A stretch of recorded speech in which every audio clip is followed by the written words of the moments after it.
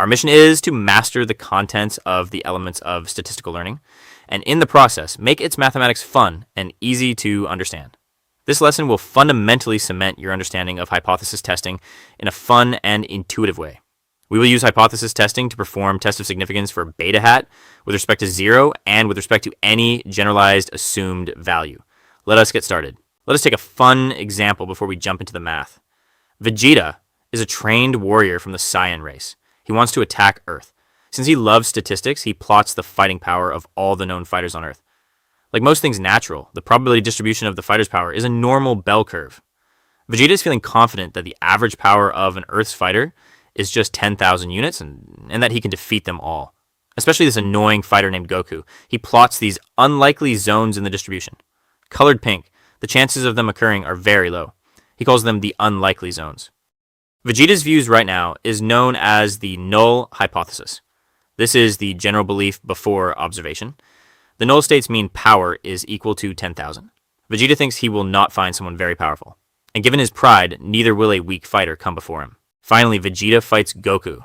It was a legendary match where Goku becomes a Super Saiyan. His powers are way above 10,000. Vegeta's power sensor breaks. Vegeta's assumptions are clearly wrong. He can no longer accept his null hypothesis. Goku's power levels are in the low probability zone. Clearly, the probability distribution made by Vegeta with mean 10,000 and standard deviation 5,000 do not represent Goku correctly. Vegeta concedes defeat and accepts the alternate hypothesis that the mean power is not 10,000. This sounds fancy and mysterious, but this test merely checks if a beta hat j value is truly non-zero or not. We know that beta j hat has a normal distribution if we know sigma, but beta j hat has a t distribution if we use sigma hat estimate. You can get more details from the previous lesson. In most cases, we really just use an estimate sigma hat, so we will stick to the t distribution. The numerator calculates how far our observed beta j hat sits from 0.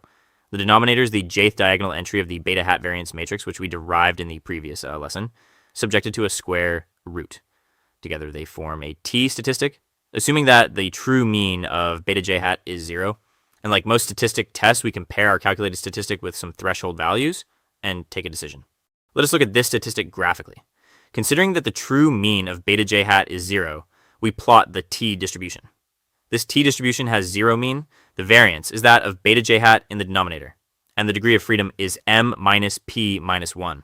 We plot in red low probability zones to the right of t alpha by 2 and to the left of minus t alpha by 2. If our observed statistic falls in the red zone, we will have doubts whether the mean of beta j hat is really 0. In such cases, we always reject our initial assumption. The area in the middle has probability 1 minus alpha of occurring. If our statistic lies in the blue zone, we do not have enough evidence to reject our initial assumptions. Initial assumptions are called null hypothesis. In our case, our null hypothesis is assumed to be 0. On the other hand, if our observed t-statistic falls in the red zone, clearly the true mean of beta j is not 0. Our statistic immediately went to the low probability zone. This can only happen if our null hypothesis is false. So we accept the alternate hypothesis and consider beta j hat not equal to 0. T on the extreme right means the beta j value is non-zero positive. T on the extreme left means that beta j is non-zero negative, and that is all there is to it.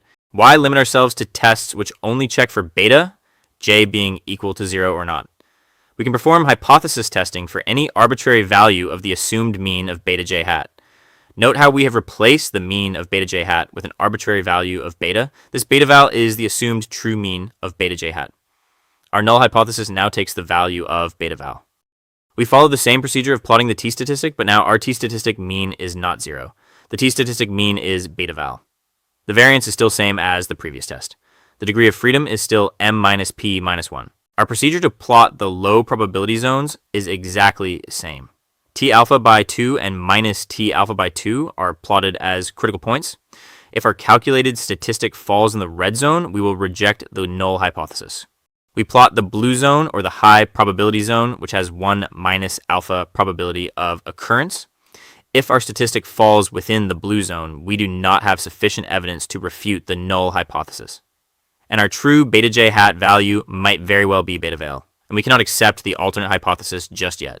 On the other hand, if our calculated t-statistic falls in the red zone, then we can assume that our beta j hat value is significantly different from the assumed beta val value.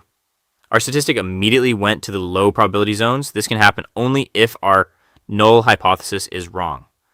The statistic in the right red zone implies the beta j hat value is much higher than beta val value. The statistic in the left red zone implies that beta j hat value is much lower than beta val value.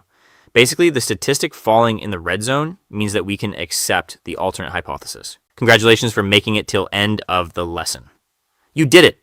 You've now mastered the concept of hypothesis testing and successfully applied the concept of test of significance for the linear regression model parameter beta hat. If you like this lesson, please do like and subscribe. Stay tuned for our next video. See you soon.